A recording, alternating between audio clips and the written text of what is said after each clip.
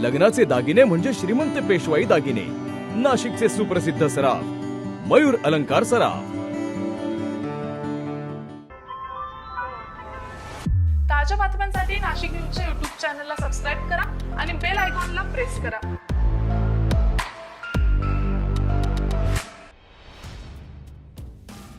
सिटीलिंक बस चालवताना कोणत्याही प्रकारची दुर्घटना अथवा अपघात घडू नयेत, त्यात जीवित वा वित्तहानी होऊ नये या दृष्टीने नाशिक महानगर परिवहन महामंडळ अर्थात सिटीलिंक शहरी बस व्यवस्थापकांकडून बस चालकांचे समुपदेशन तसेच प्रशिक्षण घेऊन विशेष काळजी घेतली जात आहे। तर दुसरीकडे सिटीलिंक दररोज बस चालकांची ब्रीथ अनालायझर मशीनच्या माध्यमातून तपासणी करून मद्यपी बस चालकांवर वॉच ठेवत आहे। अशा प्रकारे नियमित तपासणी करून आतापर्यंत 3 बस चालकांना घरचा रस्ता दाखवण्यात आला।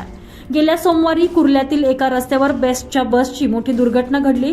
या अपघातात 7 निष्पाप नागरिकांचा बळी गेला तर 40हून अधिक लोक जखमी झाले।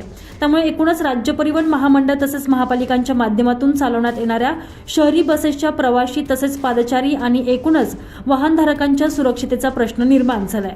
कुर्ल्यातील घटनेच्या पार्श्वभूमीवर आता नाशिक महापालिकेच्या माध्यमातून चालवण्यात येणाऱ्या सिटीलिंक शहर बस सेवा व्यवस्थापनानं खबरदारी घेत अनेक उपाययोजना हाती घेतलेल्या आहेत। खरं तर संबंधित दुर्घटना घडण्याच्या अगोदरपासूनच म्हणजेच सिटीलिंक बस सेवा सुरू झाल्यापासूनच महापालिका आणि संबंधित बसेसचे संचलनाचे काम करणाऱ्या ठेकेदारांच्या माध्यमातून 450 बस चालकांना प्रत्यक्ष बस चालवण्याचं प्रशिक्षण देण्याबरोबरच वाहतूक नियम तसेच पाळावयाच्या इतर विविध नियमांविषयी माहिती देऊन समुपदेशन केलं जात असल्याचं सिटीलिंकचे मुख्य महाव्यवस्थापक तथा महापालिकेचे कार्यकारी अभियंता बाजीराव माळी यांनी स्पष्ट केलं। त्यासाठी दर रविवारी 39 बस चालकांचे समुपदेशन वर्ग घेतले जातात। तसेच अन्य 40 बस चालकांना एसटी महामंडळाचे निवृत्त अधिकारी आणि इतर तज्ज्ञांच्या उपस्थितीत बस चालवण्याचं प्रत्यक्ष प्रशिक्षण दिलं जात असल्याचंही माळी यांनी यावेळी सांगितलंय।